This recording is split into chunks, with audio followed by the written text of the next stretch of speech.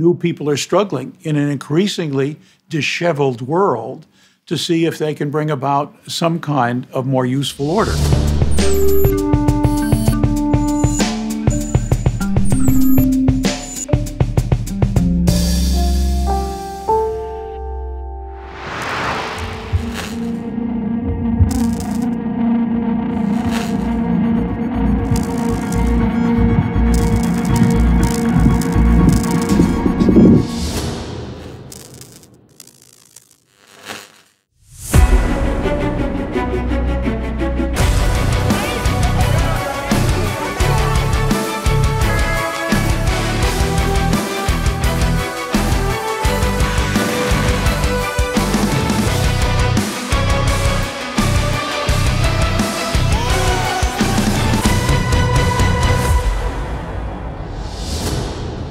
Let me give you some advice.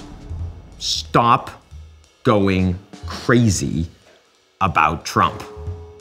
He's the symptom, and he is a big symptom, but he's not the problem. We've got other issues that require your attention. Listen, I get it. There's a lot out there, and if you follow the news, your head is spinning. The Mueller report, and Brexit, and North Korea, the wall, white nationalism, college bribery. It's a lot. But I'm going to make you a promise. By the end of this episode, you're going to feel 10% less crazy about all of it. Maybe not 10, maybe 5, but a little less. Hi, I'm Ian Bremmer, and welcome to GZERO World. Today I sit down with a man who's worked everywhere from Moscow to Mumbai, every city that begins with the letter M. Former US Ambassador to the United Nations, Tom Pickering, is here, and he's going to help me unpack what's important and what's not. Think of it like an aspirin to reduce your level of crazy. And of course, I've got your puppet regime. Zucker Data, where are we? My data says that we're in the desert of an oil-rich community that you despise. But first, a word from the folks who help us keep the lights on.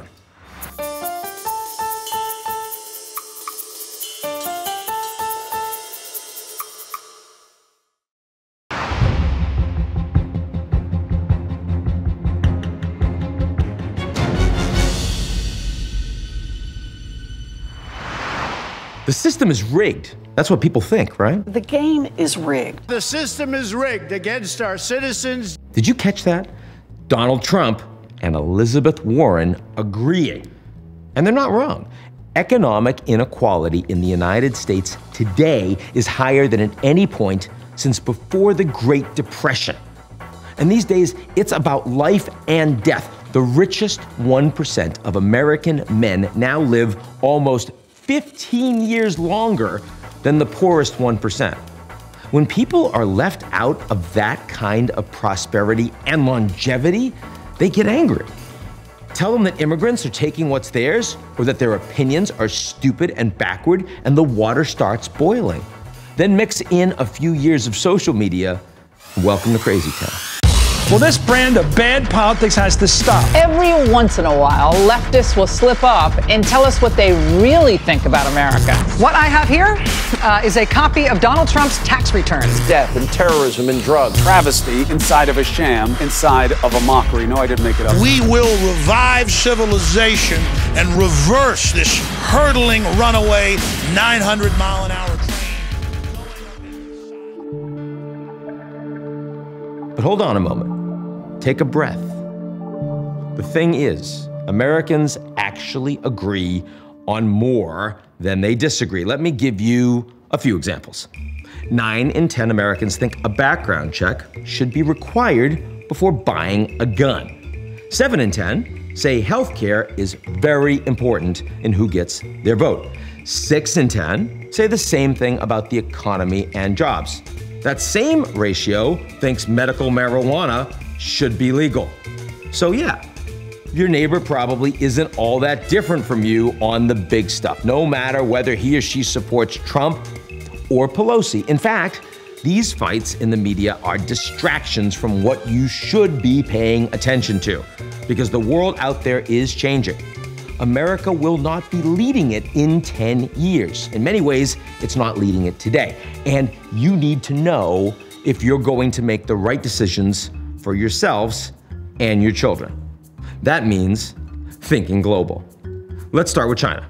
China is today the world's second largest economy, is going to soon be the first. It's an economic superpower. It's a technology superpower. It's the one major economy in the world with a global strategy, and they're spending lots of money in building an alternative to a US-led system, the Belt and Road. All belts, all roads lead to Beijing. It's infrastructure and trade aligning countries around the world with the Chinese. There's a big trade initiative coming down the pike with a chance of a US deal between President Trump and President Xi Jinping of China. But either way, the lesson the Chinese are taking is they don't want to be vulnerable to the Americans the next time they press on getting a deal.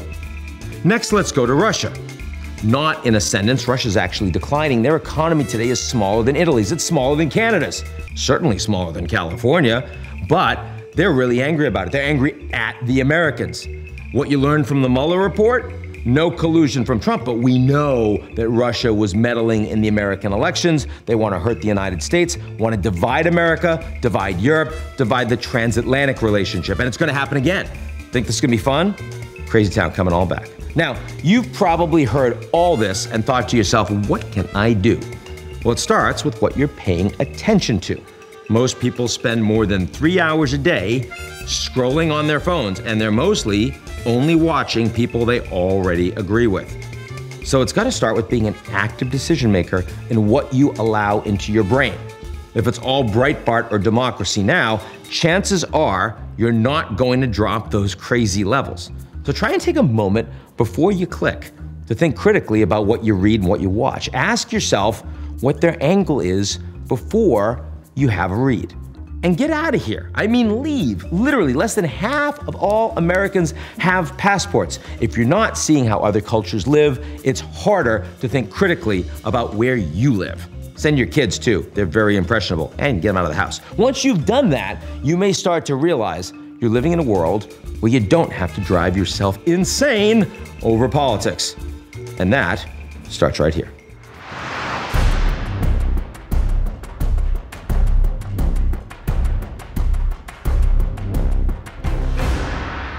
Having briefings, intelligence briefings from Flynn, and he was very good. Was he? Yes, he was.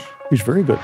Ambassador Tom Pickering, Vice Chairman in Hills and Company, career diplomat. You've been ambassador everywhere. Do we still have career diplomats? Are there any left? We do. There are some left. There have been a lot of people leaving the State Department. Look, the top level, if you had 15, 20, 25 years experience, most are gone, and that's a loss. I have been told that morale at the State Department under Pompeo is improved.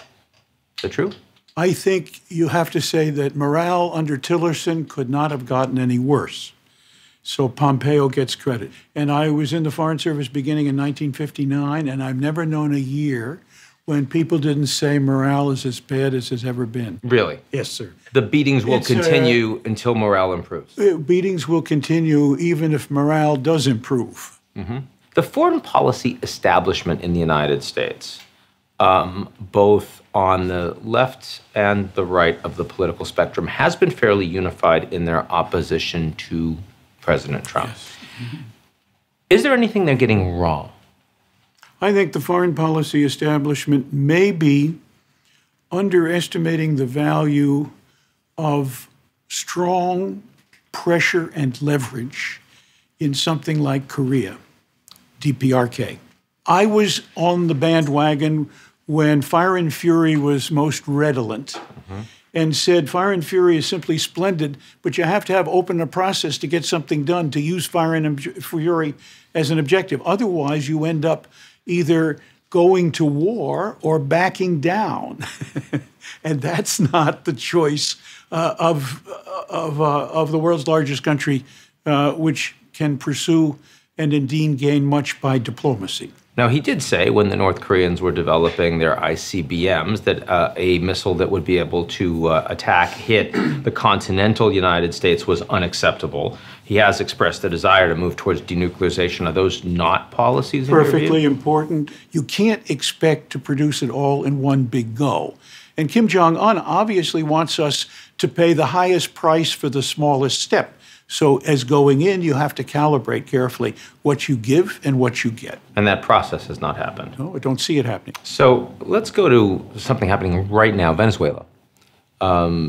Situation's been deteriorating disastrously so for the Venezuelan people for years now, but the crisis appears to be picking up with the Americans deciding to recognize opposition leader Guaido as the legitimate president. Many other countries around the world following our lead. First question, was that the correct thing for the Trump administration to do? It's a very important and interesting question. I don't believe that Guaido would have taken necessarily the oath of office without having some sense that he was going to have international support. I think this was an important pushback against Maduro. The really interesting questions for me is Guaido the chosen successor capable of running Venezuela? Because we're very good at knocking people off, but not so good at bringing in successors who in one way or another can manage. You mean Saddam Hussein? Of course. You mean Gaddafi? Gaddafi. I mean, let's start with that list and go down. The second question is, does this become an international civil war like Syria? God forbid. We don't need that in this hemisphere. Is there something that can be done first and foremost to deal with the human crisis? Should we be putting food on the border and pushing it over? Should we be working with the NGO community? Should the Secretary General organize some kind of humanitarian effort that the others, all of us who care about Venezuela, should be engaged in? And secondly, is a negotiating table better than a military shootout? And if it is, should that be the next step? The Russians have said they favor that, clearly because I think they're worried about what clearly would be a military action in which they would be less capable than others. They don't have the leverage that they have in Syria. It's the deployment capacity and the long distances and perhaps the money. Putin isn't running his country's economy, and never has, in a way that tends to look out for big involvements, costly basis. I mean, the Russians were able, with relatively limited cost, to get what they quote-unquote wanted in Syria. Yes, and maybe with a small deployment or whatever they're doing in Venezuela, a seat at the table. If they can influence Maduro to go under conditions and circumstances that they can live with in the future and that we can live with, more power to them. If we're going to end up with a stalemate in which we become the evacuator and not the negotiator, then we're in trouble. If you're in the United States and you see the Cubans providing significant intelligence support on the ground in Venezuela to this regime, is it necessarily linkage with U.S. policy towards Cuba? No, and it shouldn't be, but it is now because U.S. policy has turned.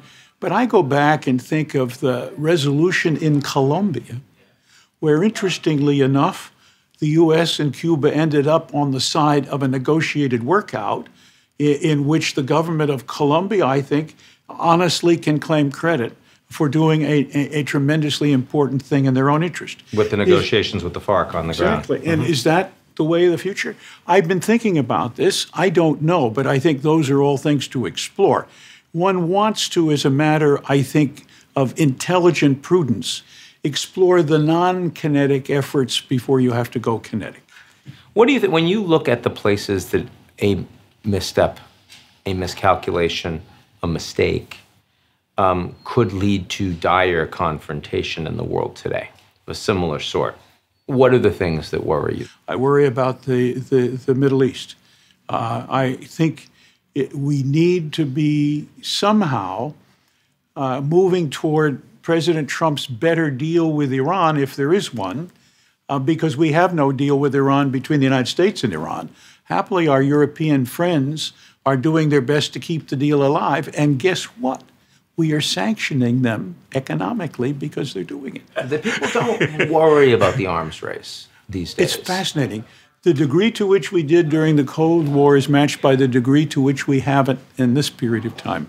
Perhaps one was an exaggeration of the Cold War, although I doubt it after the Cuban Missile Crisis. But cleaning things up helped, and the decline of the Soviet Union helped. But now we're in a position where seemingly the ability to say it's all over and it's gone away resolves itself around the fact that it's never coming back. And here you have Putin and Trump talking about nuclear weapons as if they were hand grenades.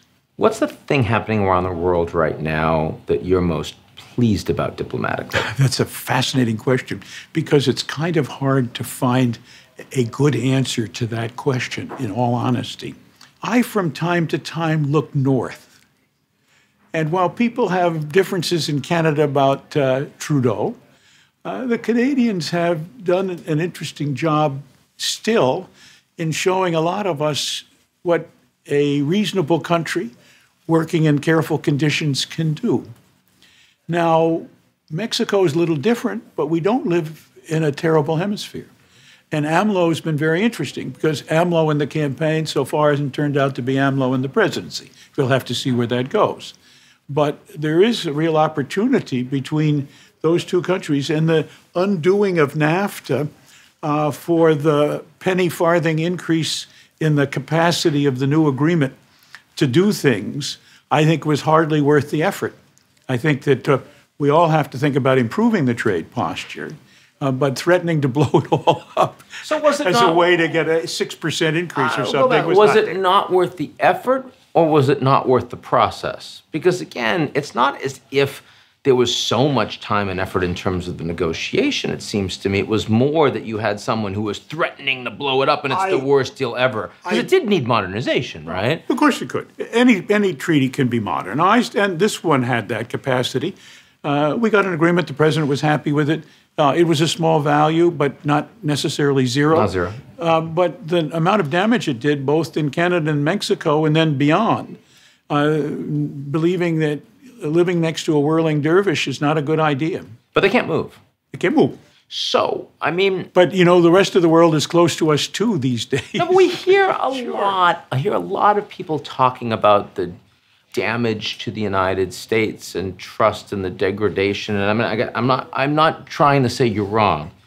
I'm simply trying to say those are big words, and yet the U.S. is still the world's largest superpower. How is it that concretely we're seeing countries act differently as a consequence of what's happening? I accept the challenge. Point number one, we're no longer a predictable partner.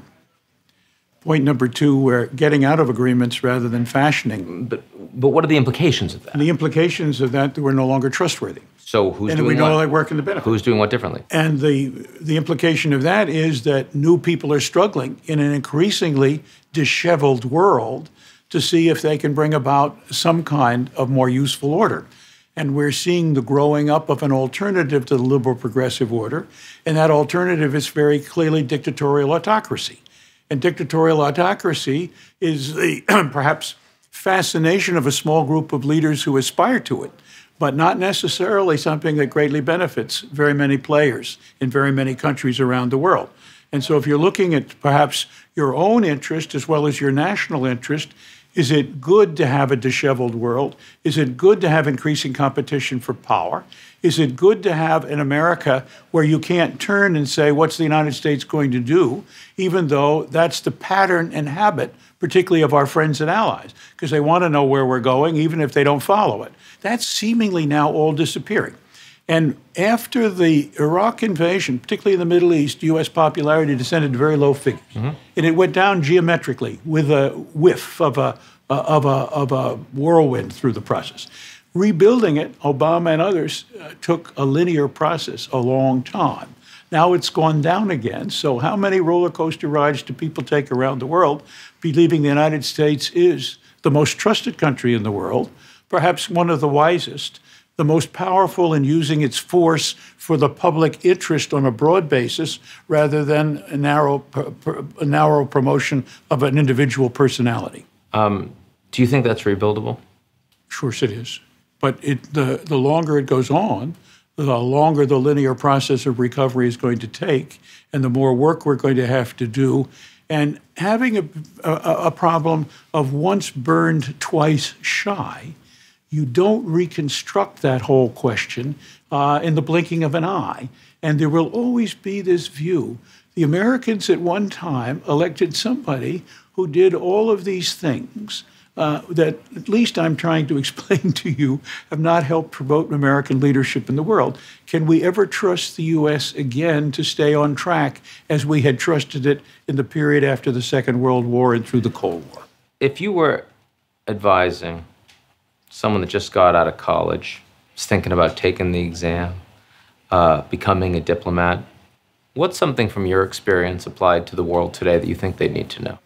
I would say that as difficult as present times are, we will need you even more in the rebuilding. Ambassador Tom Pickering.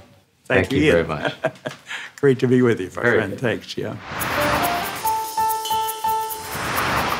Hi, I'm Lindsay, and my question is, now that the Mueller report is out and not just hanging over Trump's head, do you think that that will change U.S. foreign policy? Lindsay, the one place it could have an effect on U.S. foreign policy is Russia, because the Mueller report was not primarily about Trump. That's the Southern District of New York, the Trump Organization, his family, his taxes. The Mueller report was all about Russia. And what we are finding, of course, is that dozens of Russians are under indictment for their efforts to delegitimize the U.S. elections and sow political dissent within the country. As that plays out and as the report eventually becomes public, as I expect it will, intentionally or through leaks, I think the likelihood that there will be a reaction, a harder line policy from Congress especially, Democrat and Republican, against Russia is pretty significant. And the idea that the Russians themselves are going to be angry that all this dirty laundry and what they're doing to the Americans is actually going to get spilled, it's going to make the Russians angry too. That's where I think there'll be an impact. Hi, I'm Julius, and I've heard from a few people that we can possibly be going to war with Venezuela. And honestly, I want to know what that means for us as Americans and people from Venezuela.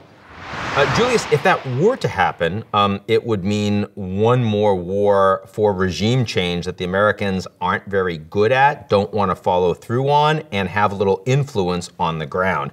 But I tell you, I really strongly believe it is not likely to happen, in part because almost all of those supporting the United States across the region and in Europe, and it's a large group of allied countries, really would leave their support for the United States if the Americans were to engage in direct military regime change. Also, because whatever John Bolton, the National Security Advisor, has to say, and he's been probably the most hawkish on this issue, President Trump himself has been really unwilling to engage in more long-term military engagements. He's the one that's wanted to pull out of Syria, pull out of Afghanistan. It's been hard for him to do so, given the Defense Department, given others in the foreign policy establishment, but that's Trump's orientation. Hard to see that he would want to start a war in Venezuela on his watch.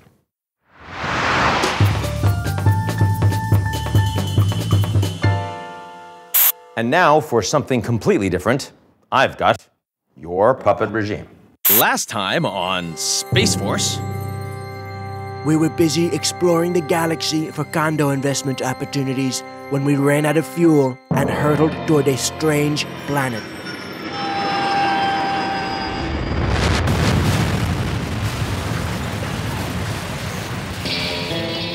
Zucker Data, where are we? My data says that we're in the desert of an oil-rich community that you despise. Yes, Iran! We finally invaded Iran! John, what the hell are you doing here? Simmer down, it's not Iran. Iran doesn't have taco bowls growing in the desert like that. It's somewhere closer. Captain, look, over there.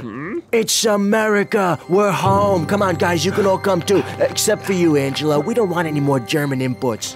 Well, that is highly illogical. Is that what I think it is?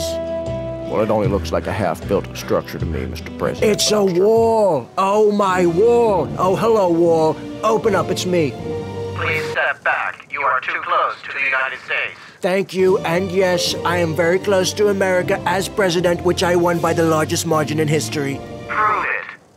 Prove what? Prove that you are president. Documents, please. Zuckerberg, you have everyone's data, don't you? Could you? We lost it all in the crash, Captain. Plus, I'm trying to respect privacy now. God. We accept tax returns, college transcripts, high school report cards. Those are things that will not be released by me as your president. Then you will file for asylum like everyone else. Look, this is a disgrace.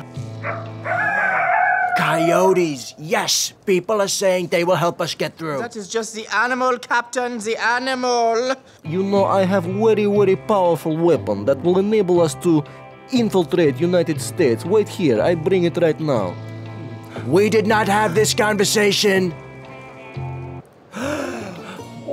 Very sophisticated. Whoa! No big deal.